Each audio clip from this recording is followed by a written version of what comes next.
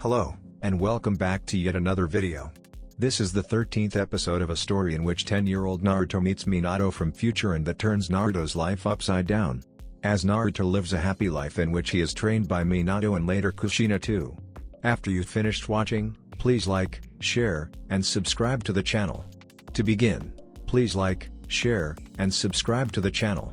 Let's get the party started. After briefing a quick attack plan, the jonin hopefuls approached the grove ready to face their next adversaries.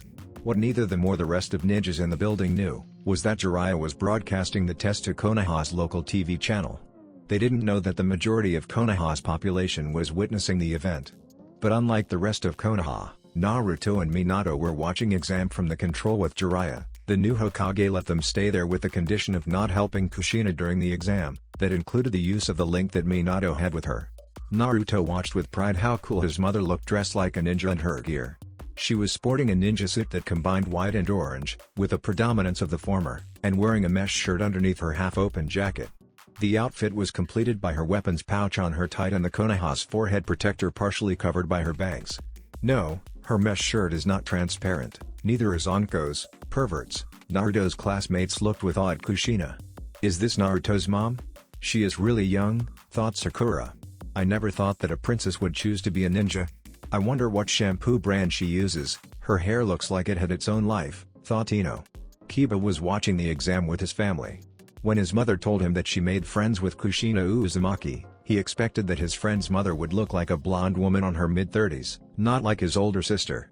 Wow, she is really hot. It's a pity that Naruto didn't have a twin sister who looked like her, thought the Inuzuka boy.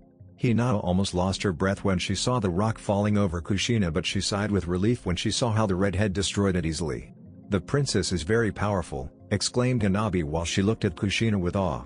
When the 5-year-old girl discovered that she had a true princess living some meters away from her home, she couldn't wait for the moment to see her. Yes, she is, commented Hiyashi. Look carefully not only at her but also the rest of participants. This is a very rare chance to see some experienced ninjas displaying their skills high, exclaimed both girls in unison. Mom is really fast making the Rasengan, commented Naruto. Yes, she is, commented Minato. This is one of the reasons because a ninja must really master a new jutsu once it is learned instead of learning new ones. Speed is crucial for ninjas. A ninja who can perform a B-rank jutsu in 3 seconds is more dangerous than one who can do an A-rank in 7 because he will make the first hit and most times it is the last one.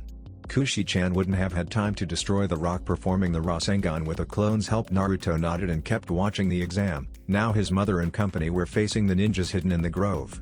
The jonin hopefuls next. Opponents tried to ambush them with regular bunshines hiding themselves among the bunshine and doing subtle attacks. Kushina had to hide a smile while she dodged a kunai. It was the same trick that the Rain Nins tried against Team 7 during the Chunin exams. This tactic only worked as long as the ambush didn't know who were the real ones, but it was not a problem for them. Suddenly the attacks ceased, the clones disappeared and the real opponents appeared with a kunai on their throats escorted by Iruka's doubles. Well done Iruka. They never thought that this time the real ones would be the bait while your clones caught them, commented Anko. It was the work of everyone, Anko. I wouldn't have been able to do this without your help, responded the teacher. Let's wait until we finish this before starting the congratulations, said Kushina while she helped Iruka's clones to tie the ninjas. Iruka-sensei can do cage bunshines too? Asked Naruto surprised. Yes, it's been a while since he learned it, commented Minato. Flashback. The Chunin teacher looked at Arashi trying to guess why the ex-cage wanted to see him. It has been 2 weeks after he started his training to become a jonin. Arashi said that it was something really important. Why did you call me, Hoka? Arashi-san? He asked. The Uzumaki smiled under his mask and showed him a huge scroll that Iruka recognized immediately. This is. Yes, it's the scroll of forbidden jutsus. As ex-cage I have the right to borrow it. You can learn a jutsu from the scroll. If you want to be a jonin you should have at least a wild card under your sleeve. Many of these jutsus are forbidden because the risks they entail, but a jonin is supposed to have enough judgment to determine when to use a dangerous jutsu, said Arashi. The masked jonin opened the scroll. Take a look at the description of the jutsus and choose carefully, he recommended. Iruka reminded Naruto's training with his bunshines. Arashi-san, I want to learn cage bunshine, said Resoluted. Do you want to use it for training as Naruto does? You have surprisingly large chakra reserves but I don't think you could use it like that, commented Arashi. Iruka denied with his head. No, I don't want to use it to be stronger. My true goal is to be a better teacher so the mistake I did with Naruto wouldn't happen again. If I can use a pair of clones, I would be able to give extra time to troubled students and help them, he said.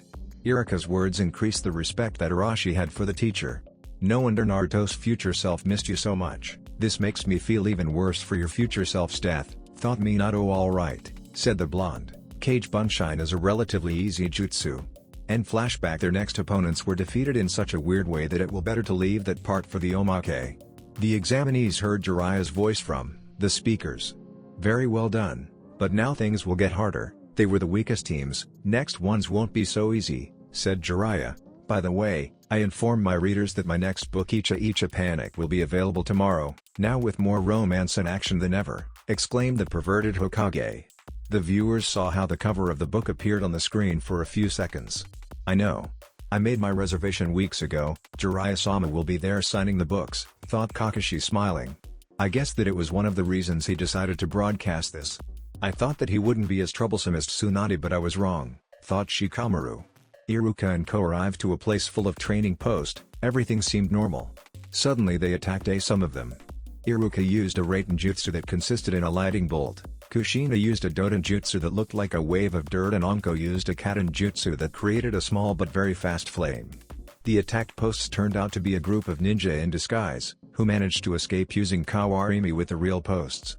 One, who seemed to be the leader, looked at them carefully while he unsheathed his black sword. He noticed the head of a small snake poking out from Anko's jacket. So that's the reason, thought Reidua Sakura. Everyone, they are using Anko's snakes to detect us. These reptiles have the ability to feel corporal heat. Normal hitting methods won't work with them, exclaimed to make sure that other ninjas heard that. Percent and #Delator.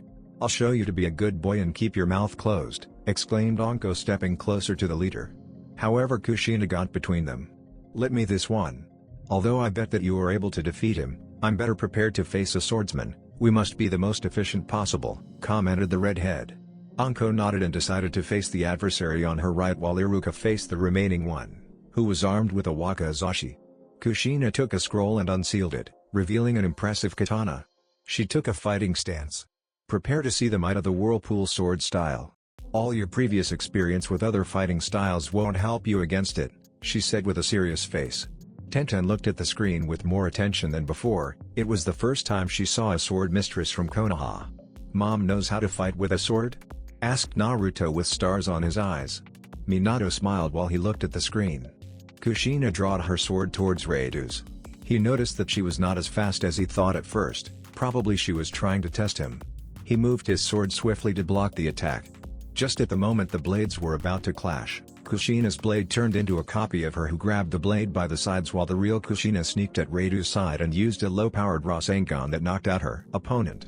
One of the advantages of the Rasengan is that it can be used as a non-lethal jutsu just by using less chakra and make it spin slower, she thought. She put the black sword on her opponent's side. There's not whirlpool sword style. A ninja shouldn't believe what the opponent says. We are masters of deception and we fight using it, said Kushina. Tenten was a bit disappointed by the non-existence of the sword style, but the girl loved how the woman managed to defeat her adversary with such effectiveness. For her part, Anko managed to disable her opponent using the Shinayashu, snake hand, in a quick movement. Iruka's opponent was tougher. He was an adept in elemental manipulation and was channeling fire chakra through his wakizashi, turning it into a flaming sword. The teacher countered the enemy's attack, focusing lighting chakra through his kunais. They began a very spectacular fight. Iruka's students looked with awe how their teacher was able to fight against an enemy using a cool flaming sword using his own cool lighting kunais. Both opponents looked in a stale match, none of them seemed to gain advantage over the other. Unlike my opponent, I can't waste energy fighting him, I'll have to fight more people after this, thought the teacher. He decided to use one of his special tricks. He made a somersault backwards to distance himself from the enemy and he took some ninja wire from his pouch. He is going to try to immovilize me, thought his opponent. As predicted, Iruka threw the wire towards his enemy. He managed to dodge it and charged to take advantage of the precarious position of the teacher. The main disadvantage of the ninja wire was it left the user very vulnerable if he failed to immovilize the target. The ninja was about to hit Iruka with the hilt of his sword when suddenly the ninja wire moved on its own and immobilized him. Iruka knocked out his opponent with a quick chop in the neck. His students were speechless. None of them would have imagined that their teacher was so strong. Sasuke took good note of his technique, channeling lighting chakra through his weapon. He couldn't wait until Kakashi initiated him on elemental chakra manipulation next week. The female students were also impressed by the kunoi kiss. They managed to end with their adversaries faster than Iruka. A girly-looking boy was trying to figure out how the teacher managed to move the wire on his will. "Do you know how he managed to do that, Dad? I mean Zabuza-sama?" asked Haku. Zabuza looked at his son. When they joined Konoha, Haku was told to pretend to be Zabuza's son, so they could live together. The boy was very happy with his new act, and it was not the first time he called like that when it was not necessary. "I have to tell him the truth, that I am his true father. But I can't find the words or the moment to do it. At least I can respond to his question," he thought. "It's very easy." He channeled water chakra through the wire and moved it at his will, explained Zabuza. "Water chakra?" asked Haku, surprised. "Yes, water chakra. The 5 elements can be channeled through weapons with different results. Fire chakra adds fire damage to the weapon's attack. Lighting chakra does the same, adding electricity," said Zabuza. Haku was now really interested. "Then there's earth chakra. Instead of adding extra damage, it increases the hardness of the weapon. It works better with blunt weapons, making them able to crush their target with easiness, but it is not as effective with bladed weapons. For these ones there's wind chakra, that makes them sharper and lets increase their range. A ninja able to focus that chakra can defeat opponents more skilled than him in kenjutsu thanks to the advantage his weapon has," commented Zabuza, reminding his combat against Minato. "And water chakra?" asked Haku. "Water chakra is the most ductile of all chakra and it can move at the user's will. Iruka channeled water into the wire and made the chakra move, moving the wire with it.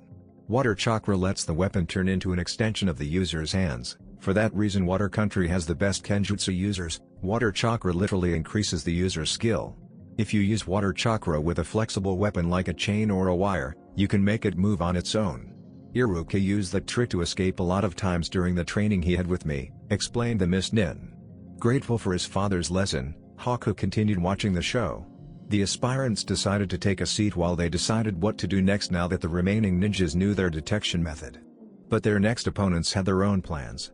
Before they could decide anything, their next adversaries attacked. 2 ninjas tag-teamed against Unko and Iruka while Kushina had to face alone against another kunoichi. Her opponent used poison needles that she managed to dodge with difficulty. She was about to hit the other woman when somebody managed to sneak from behind and grabbed Kushina's hair. Said person was a copy of her opponent, or rather, who was grabbing her was the original, the one before her dispelled in smoke. "I forgot that I'm not the only woman able to use cage bunshines," thought. "You shouldn't let your hair grow so long unless let it loose like that. It can hinder your sight, it has a significant weight and your adversaries can grab it like I'm doing it," said the other kunoichi. Shizune felt a bit guilty for doing that to her new friend, but she had to remind Kushina about such dangerous weak point if the redhead wanted to return to active duty. Kushina reminded a similar situation in the Forest of Death in the future when the sound kunoichi grabbed Sakura's hair and told her that kunoichi should focus on their skills instead of their looks. "Hey! Don't talk about mom's hair like that. And take your hands off it," exclaimed an enraged Minato smiled at the situation. Kushina's adversary didn't know what awaited her. His wife didn't let her hair grow so long just for looks.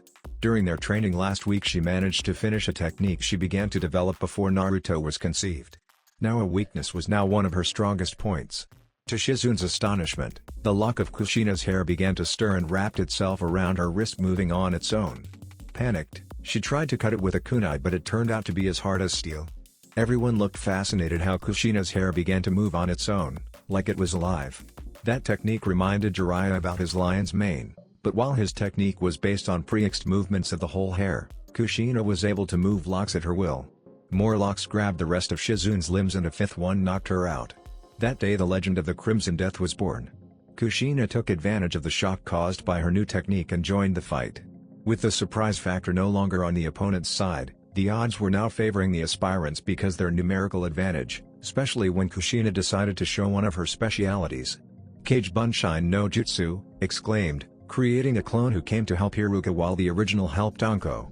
"She can perform Kage Bunshines too?" asked Sasuke, surprised. "Yes, it makes sense," commented Kakashi. "Naruto inherited his most chakra capacity from her. Does it mean that she can use them for train as Naruto does?" asked Sasuke. Kakashi nodded. "Yes, she can," responded the jonin. The Uchiha didn't say anything, but his grimace suggested that the knowledge of another person with that training tool at her disposal annoyed him. After they returned from Suna, Sasuke asked Kakashi how Naruto could become so strong in such short amount of time. The copy nin decided to tell Sasuke the secret of the Kage Bunshin and the fact that only those with Kage-level chakra reserves like Naruto or his father could use for train. The Uchiha realized that the former dead last was so strong now because he literally trained for years, not because he suddenly turned more talented than him, but it didn't mean that he had to like it. Sasuke wanted to ask more things to his mentor, but Kakashi was no longer in the room. Meanwhile, in the control room, said blonde looked amazed at his mother's technique. How she does that thing with the hair. It moves at his will and it is surprisingly strong, they can't cut it, commented Naruto. She moves it channeling water chakra off her own hair, it is the same to the thing Iruka did before with the wire. She also channels earth chakra to make it hard as steel, so they can't cut it, explained Minato. How can she channel two different chakra types? You said that it was almost impossible, asked Naruto again. It is a technique your mother began to develop years ago, when we were still genins and she saw Jiraiya using his lion mane technique. What you see is the result of years of training. It is not something that could be done with a normal weapon, even those made with the chakra-leading metal. She can do it with her hair because a person's own hair is the best chakra conductor possible, commented Minato. Really? Asked Naruto without taking his eyes off the screen. Yes, remember that hair is created from a person's own body. For that reason I add some of my hair turned into powder on the ink for my most complex seals. We are not the only ones who take advantage of this characteristic. For example, the Yamanakas have a technique that lets them paralyze somebody in contact with their hair, and medic nin teams sometimes use locks of the patient's hair for the healing seals, said Minato. The fight didn't last long. Although the masked ninjas were very experienced shinobis with years of experience, said experience was based on fighting opponents with 4 limbs. Fighting Kushina with her hair technique was like fighting an opponent with multiple arms. When her clone managed to immobilize Iruka's opponent's arms, the Chunin knocked him quickly. Something similar happened with Anko, her Sinayashu, hidden shadow snake hand, worked very well with Kushina's locks. Their adversary had problems distinguishing the snakes from the hair and he fell quickly. Naruto was so enthusiastic with his mother that he didn't notice that his father was no longer in the room. Mom is really cool. I wonder what other things she can do, Dad? Dad? Asked puzzled. Just at that moment Zabuza got up, took his blade and headed to the door. Haku, I just reminded that I have a very important matter in hands. I'll go back in an hour, he said. Alright, Zabuza-sama, responded Haku without taking his eyes off the screen. Jiraiya was looking at the screen with a thankful look. So the little Kushina finally managed to finish the technique he was talking about. It is a very interesting trick. Unlike my own techniques, it can't extend the hair's length, but it is not limited to prefix movements. Unfortunately, it won't be useful against their next opponents, thought the Hokage with a smile. Why are you smiling like that, Uro-senin? By the way, have you seen Dad? He left the room, asked Naruto. Don't worry about him, he said that he had to do something concerning your mother, a very special surprise he said, responded Jiraiya. Meanwhile, the Jonin hopefuls were taking a small rest. Is everyone alright? Any wounds or something like that? Asked Iruka. No, I'm still unscratched, commented Kushina. I just have a small cut on my waist, nothing to be concerned about, said Anko. Iruka looked at the zone his girlfriend pointed. The wound was small but he didn't want to take risks. He took a small medpack from his pouch and began to treat Anko's wound, ignoring her protests. Hey! I told you that it is nothing. You don't have to do that, she complained. If we begin another fight, the movements could aggravate a wound like that and make it bleed. We can't take risks like that. Okay, this bandage will make sure that it won't happen again, said Iruka. Kushina looked amused at them. Don't complain, Anko-chan. Iruka is just expressing his concern for you. Most girls would love to have such an attentive boyfriend like him, she commented. Many females agreed with Kushina, some of them looked reproachfully at their mates. Should we go to the safe haven where Tsunade can give me medical treatment? Asked Anko in a sarcastic tone. It is not a good idea, probably that place's surroundings must be filled with traps and other teams waiting for us, responded Iruka, thinking that she was talking seriously. You don't need to worry about that, we are the remaining team. We are here to deal with you, said a familiar voice from above. Iruka paled. That's Minato-sama's voice, thought over the branch stood Hatake Kakashi, Momochi Zabuza, and Uzumaki Arashi. The examinees looked at their next opponents with a mixture of surprise, disbelief and fear. The members of the Hand of Death looked at their adversaries carefully but showing confidence. The viewers realized that the final opponents wouldn't make the same mistakes as their predecessors. Kushina noticed quickly that something was wrong with them, but she couldn't find the cause. The teacher reminded the training sessions where Kakashi and Zabuza participated with a shiver. He felt compelled to give up, but he got himself ready to fight. Anko got up and looked at the next rivals with a confident smile. It is going to be a hell of a fight, she thought. The viewers looked at the screens with even more interest. Jiraiya decided to deliver the heavy weaponry. I have no doubt about who will win the next fight. Sending an ex-Kage and 2 jonin elites probably means that the Hokage already finds them worthy of the jonin rank, and now he wants to test how powerful they are, thought Shikamaru. I thought that the adversaries were supposed to keep their identities in secret, commented Dino. They are already masked in their daily life. We don't know how they look without their mask, reasoned Sakura. At first Naruto didn't know what side take on the fight. His mother or his father? At the end he decided to cheer for her. She was weaker than him, so she would need more support. The adversaries fell over their opponents without warning. We are better than them on solo combat. Split them, ordered Arashi, drawing his 3-pronged kunais. Kakashi used a Katen jutsu over Anko that made her jump away from her partners, while Zabuza surrounded Iruka with his clones, leaving Kushina to face Arashi alone. The snake mistress saw how the copied in summoning his dogs, and decided to counter them with her own summoned snakes. After performing the seals with a speed that only could be acquired with years of practice, 3 anaconda-sized snakes appeared and charged at the nin dogs. However, when the snakes were about to the dogs, they ringed out from the snakes' rings flying, leaving Anko surprised. What? Since when these pooches are able to flight, unless... Meanwhile, Iruka managed to destroy Zabuza's water clones and now was facing the original. The ex-demon draw his massive sword and channeled chakra trap it. But instead of ice, what appeared on the blade was electricity. Surprised, rookie? I have more resources than I appear to have, commented the swordsman. Iruka drawed his kunais and channeled Raten chakra. Kushina for her part, didn't thought about using her hair technique against Arashi. Although it was as hard as steel, Arashi's blades with wind chakra were able to cut it like it was normal hair. She was doing her best to dodge her husband's attacks. Suddenly, he realized a quick movement that almost hit her, but she managed to block it with her own 3-pronged kunai. Arashi looked astonished that the wind blade didn't manage to cut through the kunai. Surprised to see that, imposter? I trained with my husband and he already knew that I can do this. There's no need to keep the charade, Asuma-san, said Kushina. The bearded jonin released his henge. I can understand that you found that I was not Arashi, but how you found out who I was? He asked. Wind users are rare even in Suna, only you and my husband are able to channel wind chakra into weapons in Konoha. Besides, you are more skilled than him with the weapons but slower.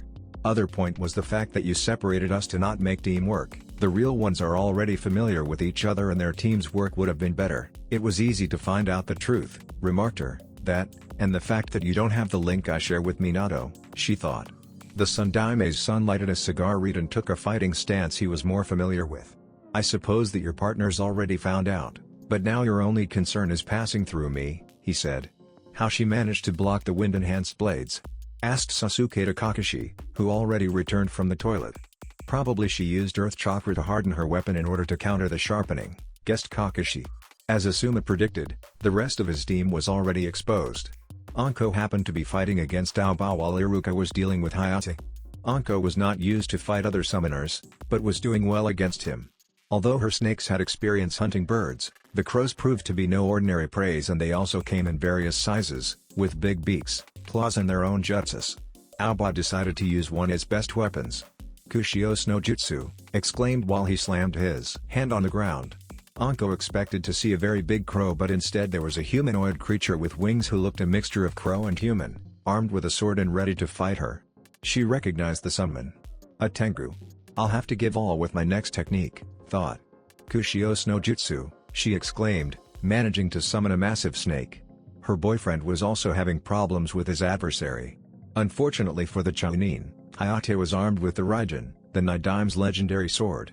He managed to block many of Hayate's blows with Raiten-powered kunais, but it took a lot of energy, something Hayate didn't have to worry about because the Raijin took care of the chakra conversion part. He just had to channel normal chakra. Furthermore, Iruka received a pair of blows that almost knocked him. Iruka took a soldier pill to replenish his chakra. If it was not for my training with Kakashi, I wouldn't be accustomed to receive Raiten jutsus. If I could use that technique I would have a chance, but the tunnel vision is too risky. If I have more eyes. Wait. That's it, thought. As an academy teacher, Iruka trained to be a balanced shinobi, and unlike his partners he also trained his genjutsu skills. He used a simple but effective illusion in order to distract Hayate and distance himself from the swordsman, and summoned a cage bunshine. When Hayate dispelled the illusion he noticed a familiar sound. Iruka and his clone were performing chidoris. This was followed by the yells of the copy ninja, that were heard in all Konoha. What? This is my technique. He copied it, exclaimed Kakashi. Sasuke put some cotton on his ears and ignored his tutor's yells. How is he going to use it? Only one with a Sharingan could cope with the tunnel vision caused by the jutsu's speed, thought Zabuza, who also returned home. The response appeared when Iruka and his clone merged their chidoras and charged at Hayate at the same time. Of course, increasing the number of eyes counters the vision problem. Not only that, but he gets a stronger jutsu, thought Jiraiya. The poor Hayate managed to dodge the attack in the last second thanks to Iruka's inexperience with the jutsu, but the electricity surrounding the double chidori was enough to stun him, and Iruka and his clone managed to hit him at the same time, knocking him out. Meanwhile Anko and her great snake were in a stalemate with Aoba and his summoned companion. For her part, Kushina realized that she didn't have a chance against somebody like Asuma in close combat. She have no choice but to use that battle strategy. It will leave me with most my chakra, but it will be worth the effort, she thought. Kushina summoned a clone and they began to gather a great amount chakra in a familiar way. What is she doing? Asked Naruto in awe. A technique your future self developed. I didn't know about it until she showed it to me during her training, said Minato. Dad? Where have you been? You lost part of Mom's fight, scowled Naruto. I have to buy something. Look, she already has it ready, said his father. Everyone looked how both Kushina's charged at Asuma holding a spiraling sphere made of pure chakra. Odama Rasengan, she exclaimed. Asuma did a jump backwards at the last second. But what he didn't expect was that Kushina would slam the sphere on the ground. What came next was a terrible explosion that created a massive crater in the battlefield. The blast sent Asuma towards a tree, almost knocking him out. Everyone was speechless with the destructive force of the technique. Rasengan was considered one of the most destructive techniques of the Yondaime. To see another person using a superpowered version of didn't happen every day. Sugoi, thought Naruto. Asuma's sweat dropped. Even Tsunade with her regeneration technique wouldn't have survived against something like that. Uzumaki-san is taking this test too seriously, he thought. Excellent, now the next part of the strategy, she thought. Okay, that's enough, the test is finished, said a voice. They saw Jiraiya accompanied by Tsunade, Hayate, Aoba, Anko, and Iruka. The new Hokage looked at the examinees very pleased. Very well done you three. You excelled my expectations. Kushina-chan, you proved that you are ready to return to active duty and you have your jonin restored. Anko, Iruka, you showed the power and the skill that differences jonins from special jonins and chiyunins, for that reason you are promoted to that rank. Congratulations, he exclaimed. Yes. We did it, Iruka. This night we are going to have a special party to celebrate it, exclaimed Anko while she hugged a very blushing Iruka while the others chuckled. After Tsunade made a quick check on everyone to make sure that they were alright, they got out from the complex. At the exit there were Naruto and Arashi waiting for them, with the older holding a bouquet of flowers that he handed to Kushina while her son congratulated her with a hug. You were amazing, Mom. I didn't know that you were so strong. And your techniques are really cool, especially the Odama Rasengan. I can't wait until you teach it to me. Iruka-sensei, Anko-san, you were also impressive, said the boy. The new jonins accepted the congratulations smiling. Thank you Naruto. But how you knew about the techniques I used? Asked Kushina. The boy explained them Jiraiya's idea of broadcasting the exam on Konoha's local TV channel, that gave the Hokage some glares from the new jonins. Kushina took it better. Oh well, at least now everyone knows how good I am.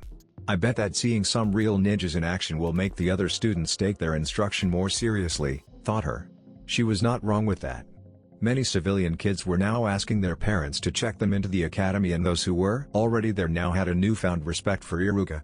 The small group of girls who took their training seriously, with Tenten and Hinata among them, were specially delighted with Kushina and Anko. Now Tsunade was no longer the only female role model available. The rest of Naruto's friends were also impressed and a bit jealous of him for having both parents as ninjas. However, the most affected of them was Sasuke.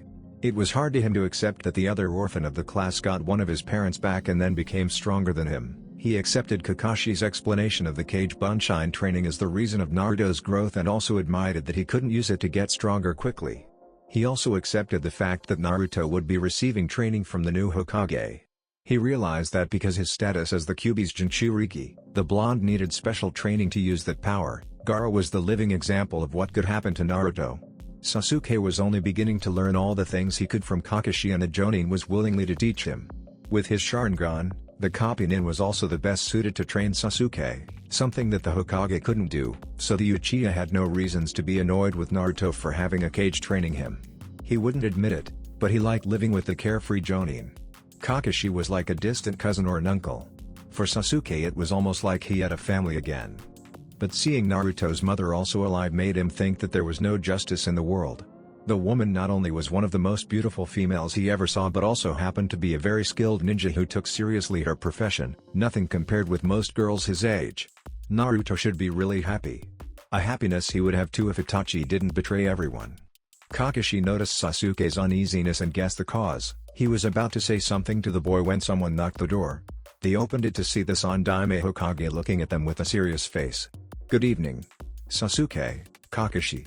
Can I come in?" he said. "Of course, Sandaime-sama. Feel yourself at home. Would you like something to drink?" asked Kakashi. "Some tea, please.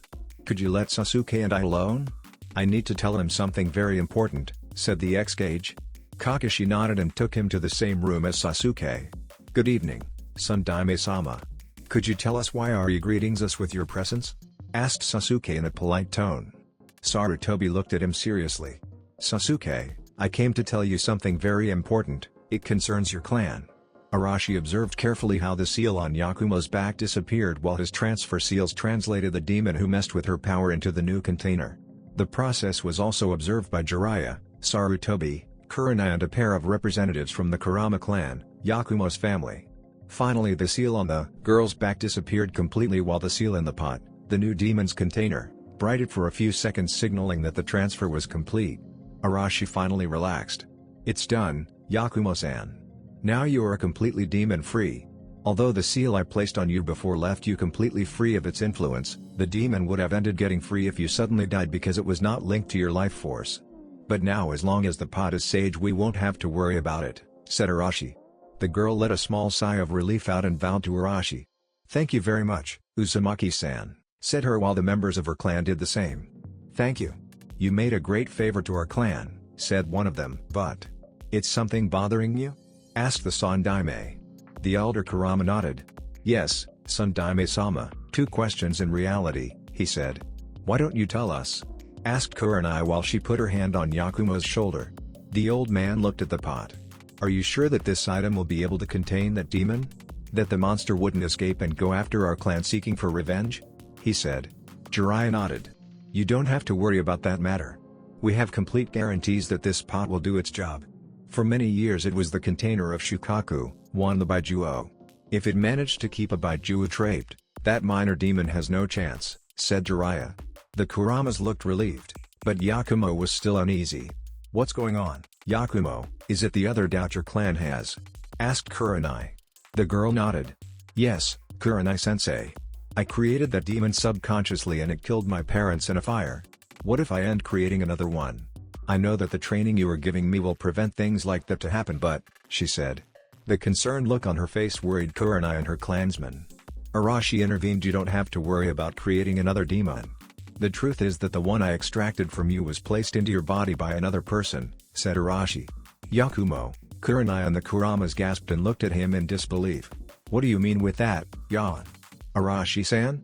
asked Kurenai. "Oh yes, I almost forgot that. Kurenai is part of Kushina's new group of friends and she was told about our secret," thought Arashi. He looked at the girl. "I have enough experience with seals and demons to make a guess about that. When I made the seal to keep the demon in track I noticed the rests of another seal that was no longer working. This seal was another transfer seal. Everything points that someone placed the demon there to mess with your powers.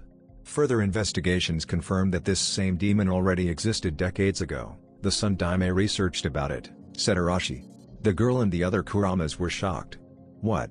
Do you mean that this demon and everything it caused is not Yakumo's fault? Asked them. Arashi nodded. Yes, somebody placed the demon into Yakumo, probably the night of that fire. His objective probably was to extinguish the Kurama's bloodline without leaving any track about him, said Arashi. The poor girl began to cry. Kurenai kneeled before her. Yakumo.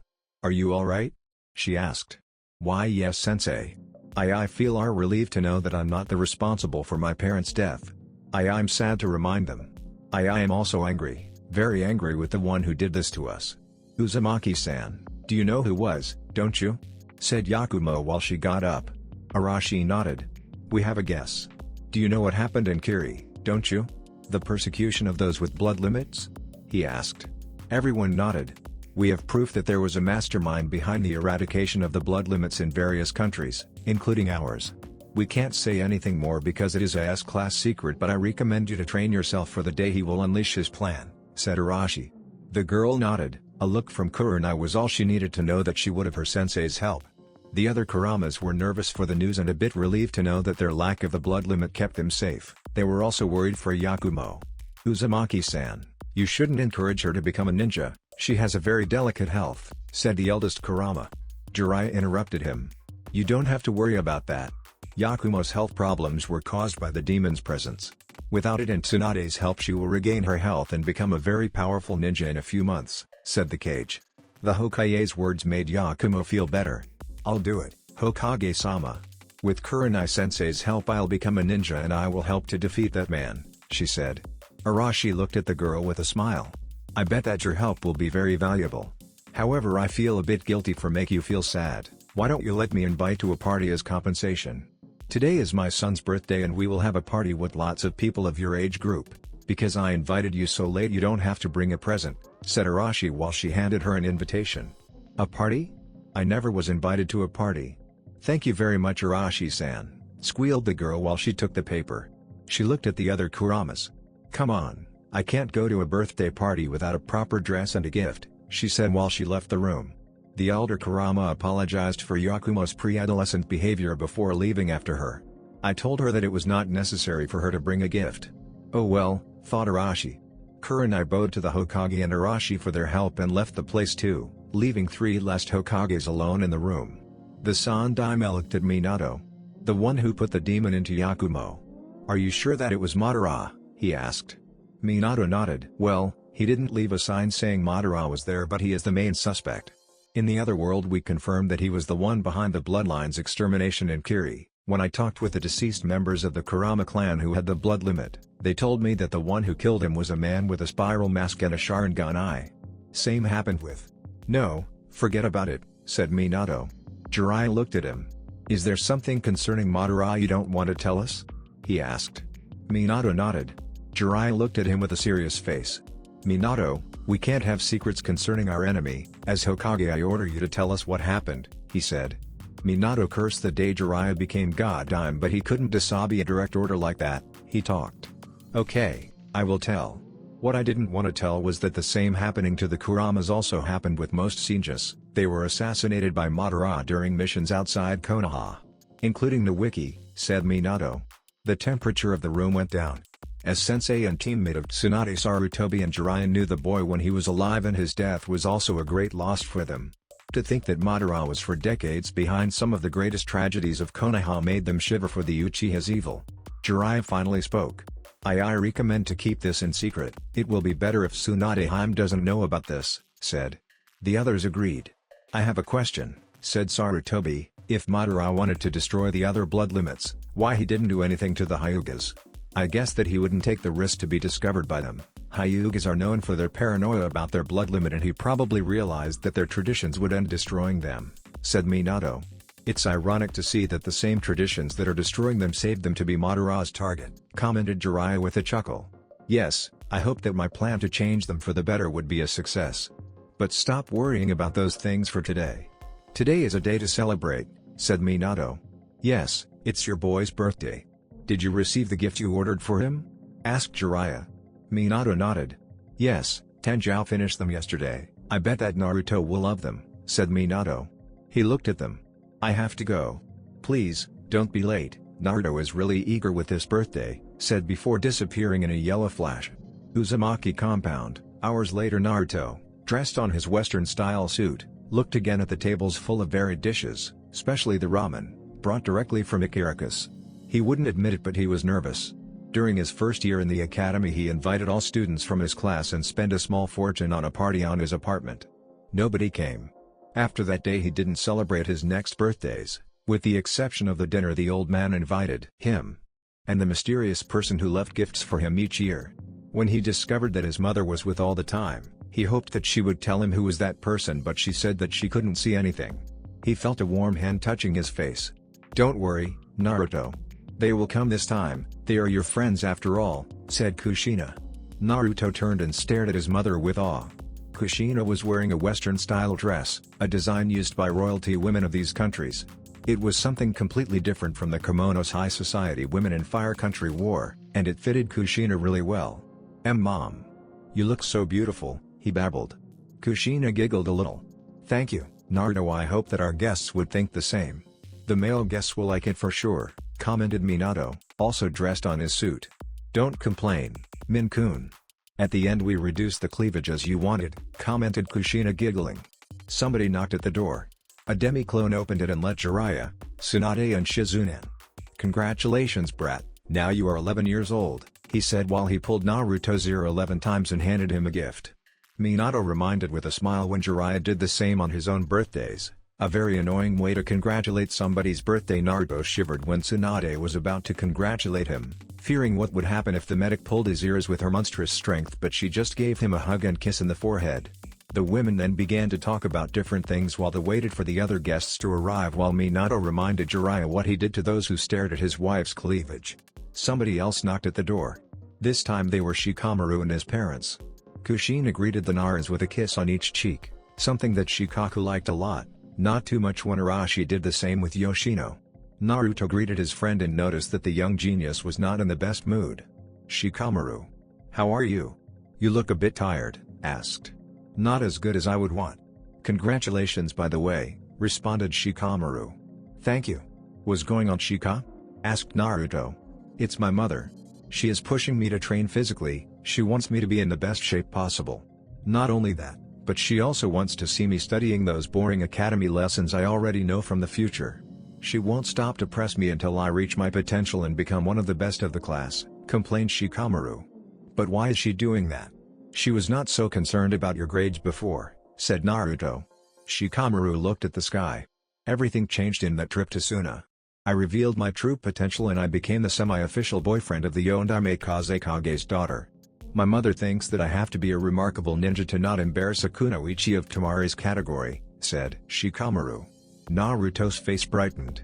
"Talking about Gaara's sister, you are going to have a very pleasant surprise," said Naruto. Shikamaru had a bad feeling. "Don't you tell me that." The demi-clone at the door confirmed it when he announced the next guests. The son Namikaze Kage accompanied by his grandnephews has arrived. Troublesome. Unlike some people would think, October 10th, Naruto's birthday, was not a day of special significance in Konoha. Another thing were October 13th, the day when the Kyuubi was spotted heading to Konoha, and October 17th, the day when the Yondaime managed to defeat the beast. Once again, some people would have a wrong idea about October 17th, the anniversary of the Kyuubi's defeat. Konoha didn't celebrate a festival to commemorate the fox death. First, because they would be celebrating a lie, the fox was not dead. Second, the Kyuubi attack was a tragedy where Konoha had some great losses, there was nothing to celebrate. What happened that day was a small ceremony where the Hokage made a small speech giving thanks to the heroes who sacrificed themselves and impelled the villagers to honor them. Before he knew, he reunited again with his father and was told the truth. Naruto found out that during that day some villagers were nicer to him. He didn't know the cause, but he reasoned that the Yondaime had something to do with it. One of the reasons because he was his idol. There were not mobs of angry villagers wanting to lynch Naruto, nor ninjas nor civilians looking at other way because the Hokage was an incompetent fool unable to protect a single boy. It was something that only happened in some twisted realities. Talking about mobs, a certain time traveler with a pineapple-like haircut would gladly deal with one of them instead of facing unprepared his unofficial girlfriend and fellow time traveler. Fortunately, Kushina gave him the needed distraction when she greeted the unaware Sand siblings with hugs and kisses. "Excuse me, madam, "But who are you and why you act like you know us?" asked Gaara. His siblings had the same question. Kankuro didn't mind at all being kissed by a beautiful woman. Of course, Naruto appeared and hugged them. "Gaara, I didn't know you would come too. Did you made all the way from Suna just to attend to my birthday?"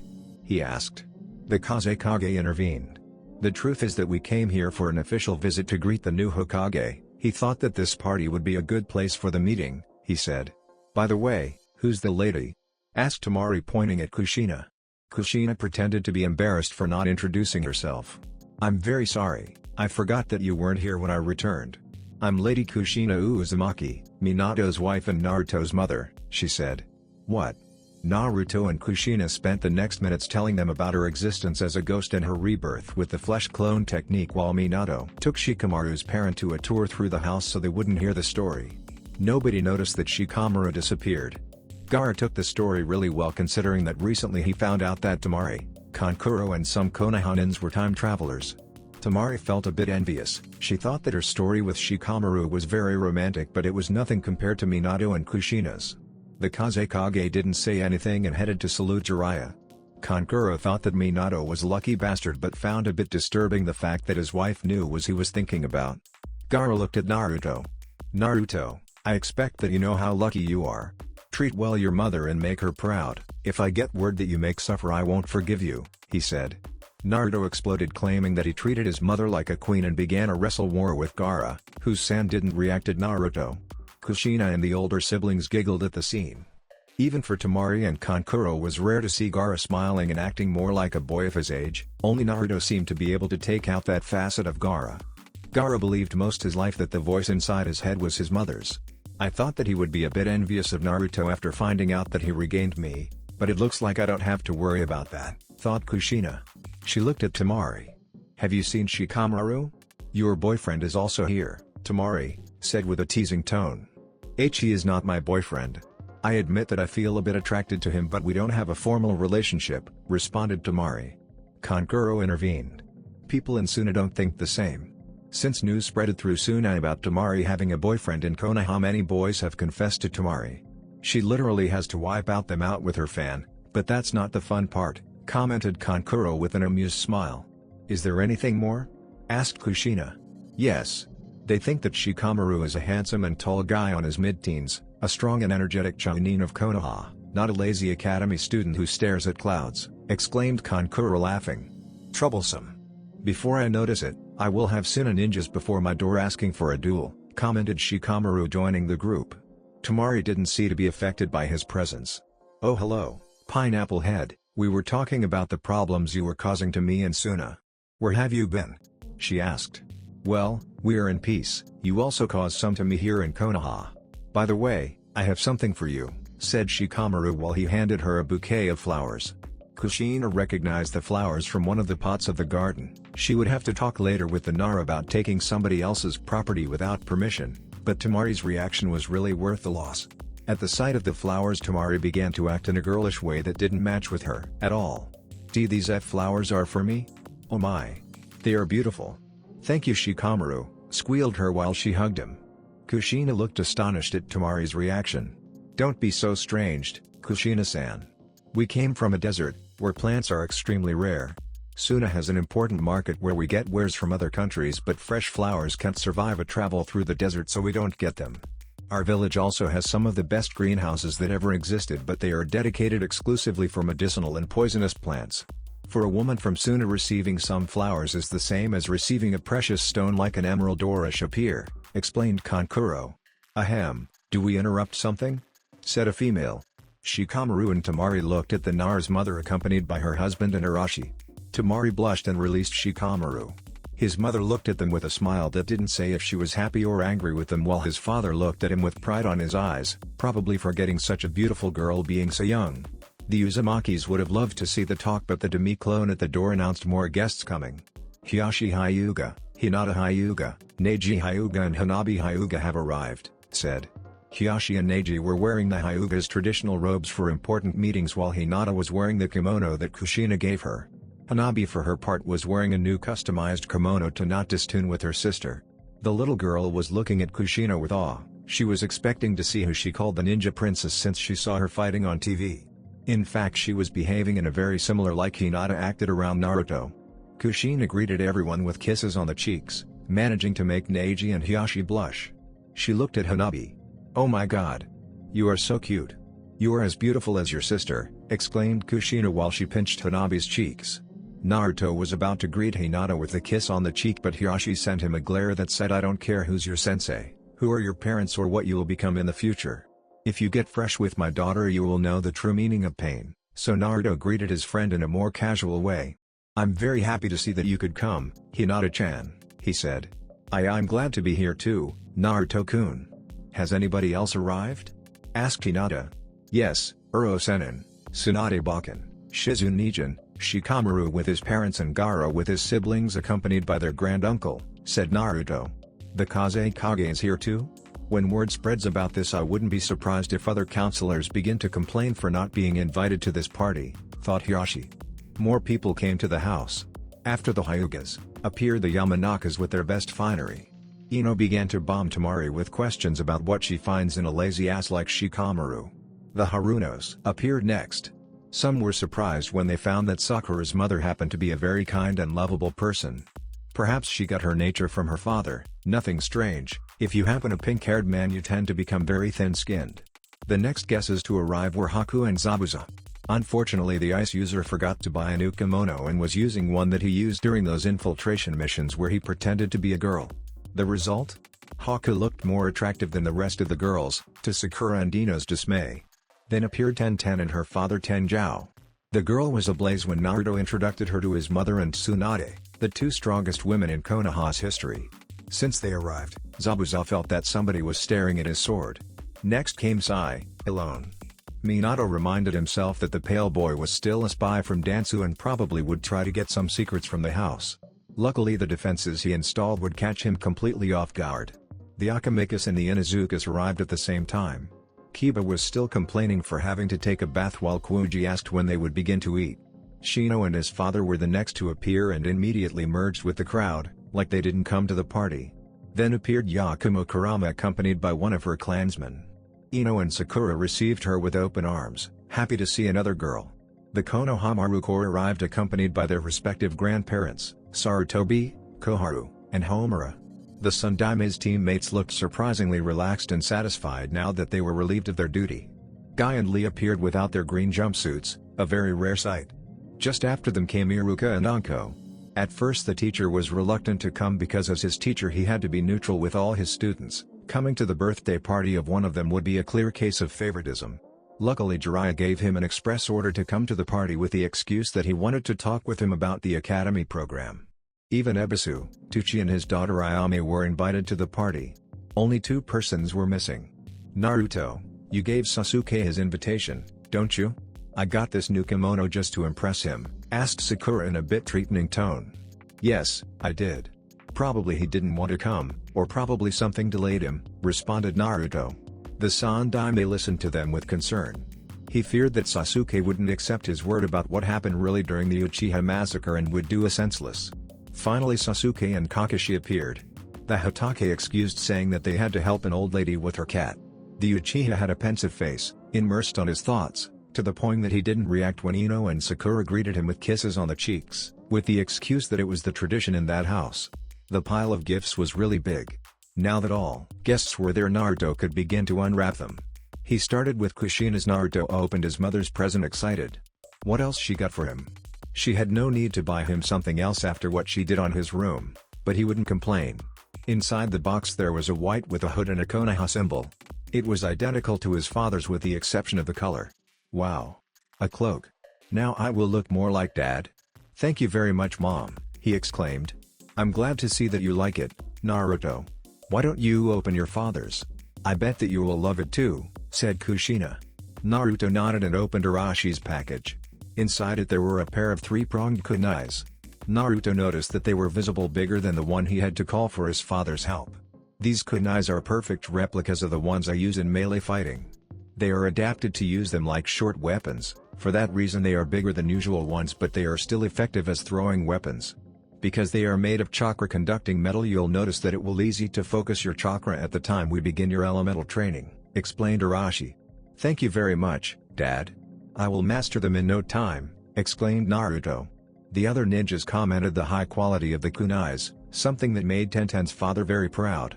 The other boys looked at the kunais with envy while the girls, especially Hinata, noticed that white fitted Naruto very well. Naruto proceeded to open the other packages. There was more ninja stuff like the set of kunais that Tenten gave him or the complete first aid kit from Tsunade. The rest of the gifts were more mundane things like toys, books, video games, a ramen bowl. The one who touched Naruto most was a portrait of Naruto with his parents made by Sai. Minato promised himself that he would ask Sai for another one without his mask at the time he would reveal his identity to Konoha. When Naruto opened the one from Jiraiya, he looked disappointed when he saw that it was a set of books written by him, all signed. What? These are the dreadful books that Kakashi reads. Uro-sennin, do you call this an appropriate gift for me? Asked Naruto. What are you talking about? These are special editions of Jiraiya-sama's greatest hits and signed by him, exclaimed Kankuro. Wait. Are you one of my readers? Asked Jiraiya to the puppeteer.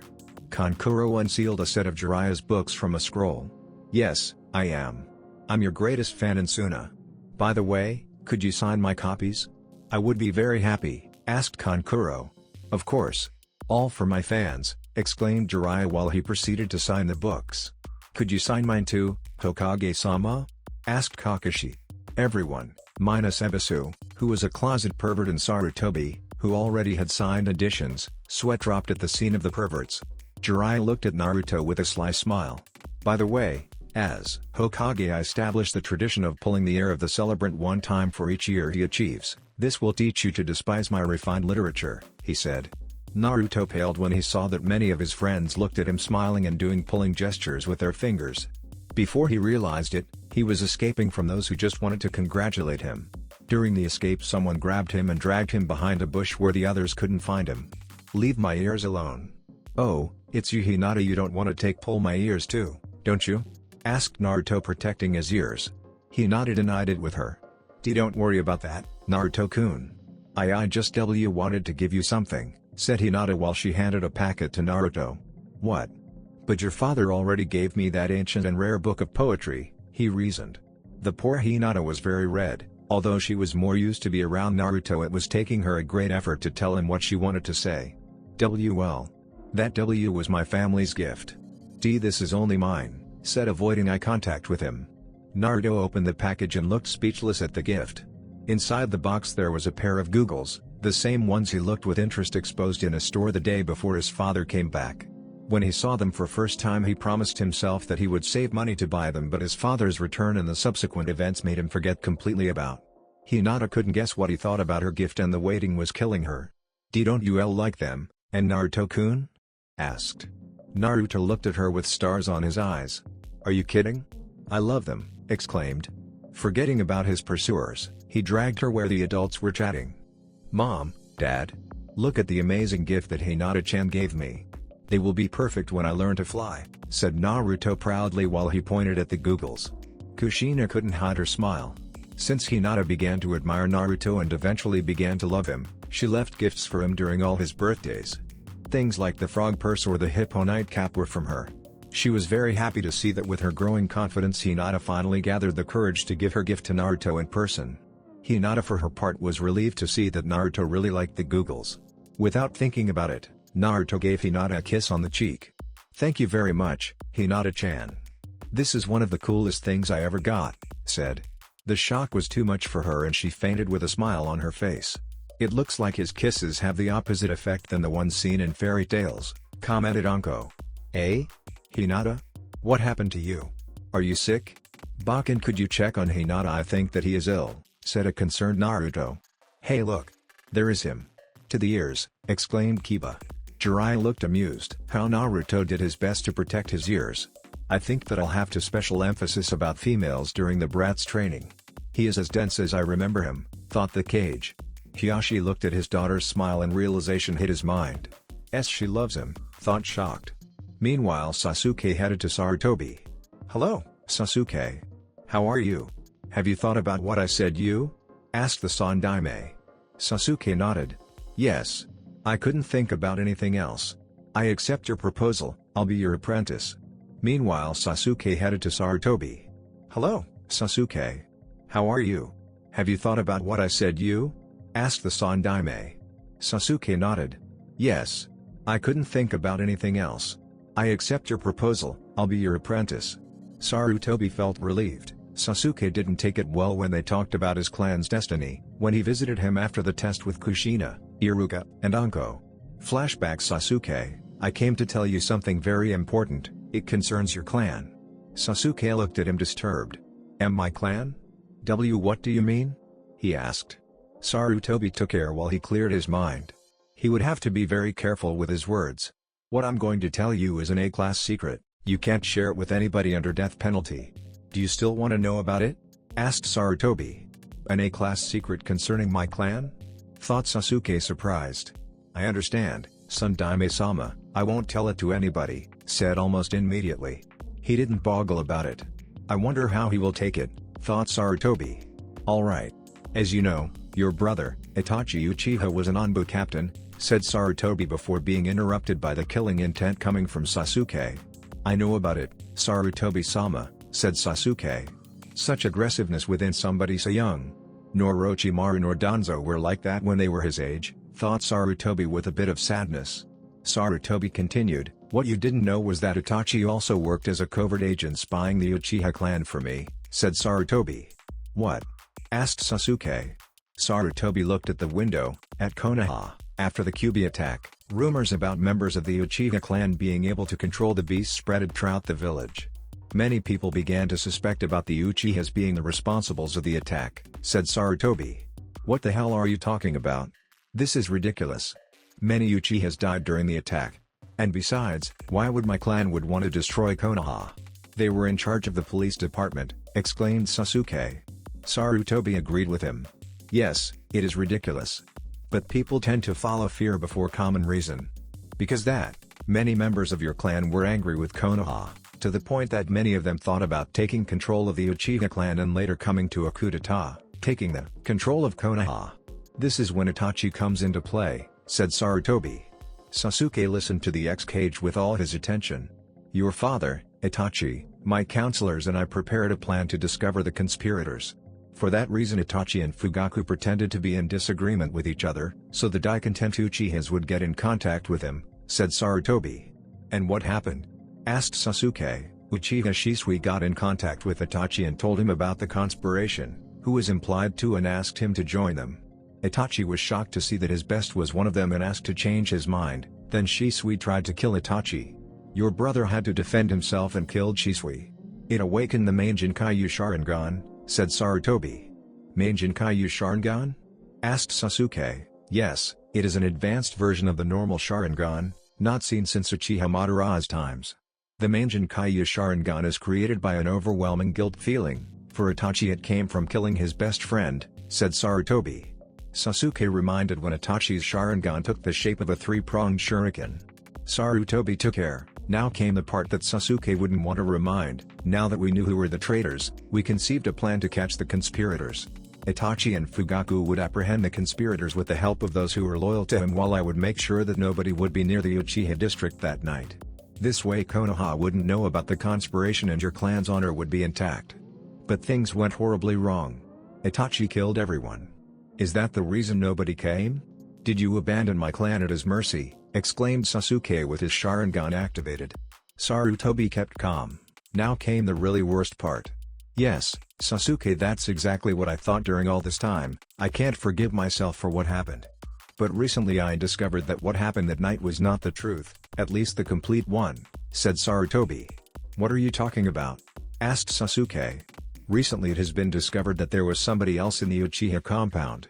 Itachi was strong, a prodigy and had the main Jinkaiyu, but I highly doubt that he could wipe out an entire clan like the Uchiha without help. Even more, we suspect that Itachi could be innocent, said Sarutobi. Sasuke couldn't take it anymore and tried to hit the Sandaime. Sarutobi blocked and dodged his attacks. Innocent? He can't be innocent. He did it. He said that he killed the clan to test his power. He used a genjutsu to make me watch how he killed my family. He told me to hate him. To become stronger. To kill him, exclaimed Sasuke at the verge of tears. Sarutobi immobilized Sasuke. Then tell me. If Itachi wanted to test his power, why he didn't attack any notorious shinobi during these years? Why he spared your life and told you to become stronger. Are you sure that those images you saw with Itachi killing the clan were what really happened? You said it. They were a genjutsu, said Sarutobi with a strong look. Sasuke stopped to resist at Sarutobi's hop. Sasuke, I knew Itachi before you were in this world. He used to be a very reserved person, but the day you were born he changed. He never was so happy. He talked about his little brother all time and was extremely proud of his talent. He used to comment with a smile that someday you would surpass him, said Sarutobi. Sasuke was speechless. Itachi thought about me like that? Thought. Sarutobi released Sasuke. The only way to clarify what really happened is to capture Itachi and talk with him. I only ask you to not let yourself be carried by hate before knowing all the truth, said the Sandaime. Suddenly a memory came to Sasuke, Itachi looking at him with a tear on his eye before leaving. How could he forget something like that? I need to think about it, said Sasuke. Sarutobi nodded. There's something else I wanted to talk with you. Now that I don't have the responsibilities of a Hokage bothering me, I can start a project I had in mind, said Sarutobi. What are you talking about? Asked Sasuke, still distracted. I'm planning to rebuild Konoha's police force. As you know, it was the Uchiha's duty, commented Sarutobi. Sasuke was now focusing all his attention on the X-Cage again. For that reason I need you. The new police force wouldn't be the same without an Uchiha leading it. For that reason I ask you to become my apprentice and help me with this duty. At the time you become a jonin you would be ready to take charge of the rebuilt police force, said the Sandaime. End flashback for Sarutobi. This was a chance to redeem himself from the mistake he made letting Orochimaru escape. His former disciple not only will attack Konoha but also will try to take Sasuke away and turn him into his new vessel. No, he won't allow it. He will do his best to keep Sasuke away from Orochimaru's corrupting influence, and next time he won't hesitate to kill him. For Sasuke this was not only a superb way to get the strength to fight Itachi but also a chance to accomplish his other goal, to restore his clan's honor. Sasuke's hate for Itachi didn't decline, but now there was that image of Itachi's tears and Sandaime's words. Before killing Itachi, first he needed to know what really happened that night. Unaware of all this, Naruto opened the remaining presents while he caressed his poor ears. He liked a lot the green spandex suit from Guy and Lee, unaware of his parents' faces when they saw the present. Is a pity that the demi-clone in charge of the laundry will have a very unfortunate accident with that monstrosity, thought Kushina. The demi-clones began to set a big table for the meal, joining various tables. When the guests took their seats it happened that there were not enough chairs for everyone. Tsunade decided to solve the problem by sitting the younger children in the laps of some adults. Moegi and Udon ended sitting on their grandparents' laps while Konohamaru sat on Tsunade's, making Jiraiya jealous. Hanabi sat on Kushina's lap to her delight. At the little girl's request, Kushina showed her a demonstration of her hair technique, changing her hairstyle. With the little kid sat now there were places for everyone. Sakura and Ino were placed at Sasuke's sides and they were competing to feed him. I'm not a baby who needs help to eat, thought Sasuke annoyed. Naruto and Hinata were sat before each other. Sometimes the Hyuga girls sent an occasional glance to Naruto. Nobody noticed them minus Hiyashi, who was paying more attention to them than to the food. To Shikamaru's horror, Tamari was sat at his mother's side. As happened in the future, the two women got along with each other really well. They were chatting in an animated way, interrupting there sometimes to look at him with a critic look. If it wasn't enough, Gaara was sitting before him and Kankuro at his side. So, you're Tamari's boyfriend, commented Gaara looking at his eyes. Why yes I am, responded Shikamaru. I hope that you will treat my sister well, Nara. She is one of the most important persons in my life and I would be very angry if someone hurts her, said Gaara. Kankuro put his arm over Shikamaru's shoulders. Shikamaru gulped. Now it was the time for the talk with the protective siblings. Although Tamari Ne-chan could be annoying sometimes, she is still our sister. She is risking her prestige having a relationship with a younger boy who is not even a ninja yet. I really expect that you will do your best to earn a reputation as ninja, not being a lazy ass anymore, said Kankuro smiling. Don't worry about that, responded Shikamaru. Kankuro smiled. Excellent. I also should suggest you to be very attentive with Tamari, to treat her like she was the most important person in the world, in a similar way Naruto did in the future with his girlfriend, said Kankuro. Shikamaru reminded when Naruto and Hinata became a couple. His friend felt so guilty for not noticing Hinata's feelings that he did some impressive stunts like painting the Hokage monument with their names inside a heart or filling the Hyuga compound with white roses. None of them noticed that Naruto himself overheard their conversation when he was passing there to go to the bathroom. Am I going to have a girlfriend? Who could she be? Is she beautiful? Thought interested. When they finished the meal, Arashi noticed that Hanabi was looking at him, blushing a little with an amused Kushina. Come on, Hanabi-chan, ask him, encouraged Kushina. Arashi looked at Hanabi smiling. What do you want, Hanabi-chan? He asked. Hanabi looked at him, trying to look the cutest way possible. Anyo, Arashi-san. I was wondering if you could give me one of your flying rides, said Hanabi with puppy dog eyes. Of course, it will be a pleasure to give a ride to such a lovely young lady, responded Arashi, taking Hanabi on his arms. The Konohamaru Corps looked with envy how Hanabi enjoyed the flight. When Arashi landed, they were looking at him also with puppy dog eyes, and he had no choice but to take them to a ride too. Shino's present happened to be karaoke. Jiraiya decided that it was a good chance to test the artistic skills of the presents with a small contest. Guy and Lee made a duet, won the prize for the most passionate ones. Anyways, nobody wanted to hear them sing again. It happened that Sakura was a very good singer and earned a lot of cheers, but the first prize was won by a duet made by Kushina and a slightly drunk Anko. The fact that Anko was showing more skin than Iruka would want and Jiraiya being the judge had nothing to do with it. The party ended and everyone went home. Shikamaru's father offered the Sand delegation to stay at the Nara's household as long as they stayed in Konoha, and the Kazekage accepted. I hope that you won't take advantage of the situation and sneak on Tamari's room, commented Kankuro to Shikamaru. Shikamaru didn't say anything. That day was troublesome enough. Later, Kushina headed to Naruto's new room. The former guest's room now looked like Naruto's old room from his apartment, but with more things. When Naruto awoke that day, he found out that his mother redecorated the room and filled it with presents. When he opened them, he found out that they were things that at one time or another he wanted to have but couldn't afford them. Kushina explained Naruto that it was a way to compensate him for the birthdays he missed, while they hugged each other with tears on their eyes.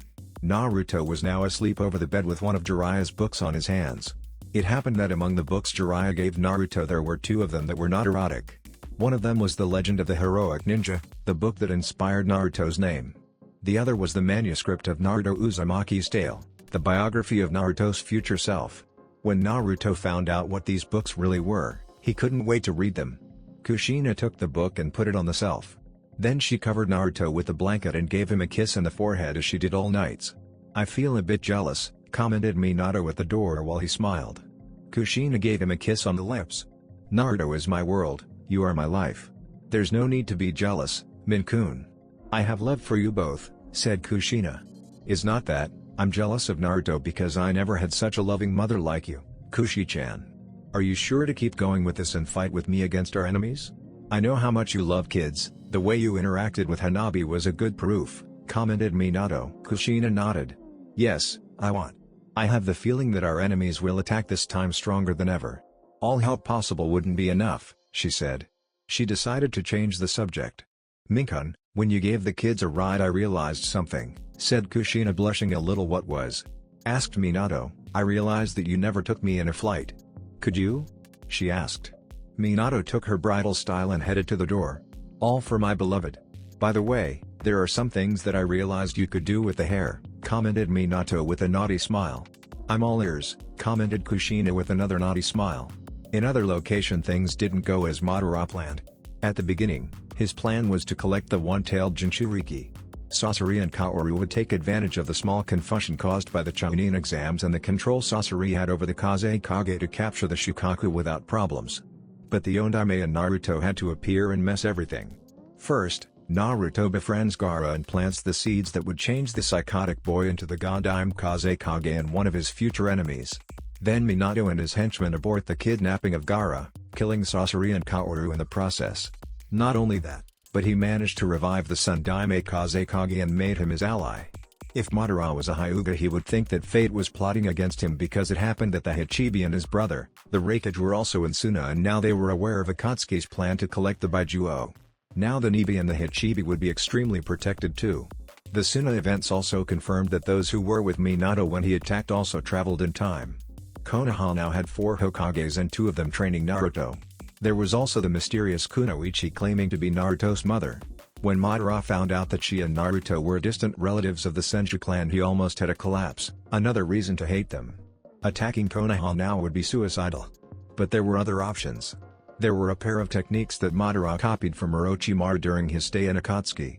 One was the Edo Tensei, the technique that summons the dead as minions of the summoner, now completely useless against Minato. The other was the technique where the user steals the skin of a person he wants to impersonate, turning it into the perfect disguise. Said person had to die, of course. Madara looked at the gates of Iwa with his new identity, a veteran from the latest Shinobi War. The former owner of the skin should be grateful. I'm going to turn him into a historical figure in the man who avenged Iwa from the Yellow Flash crimes, thought Madara while he got into the village. That's it for this video. I hope you all enjoyed the video. Don't forget to like the video, subscribe to the channel, and follow me on my other social media accounts. Anime God here, and I'm signing off.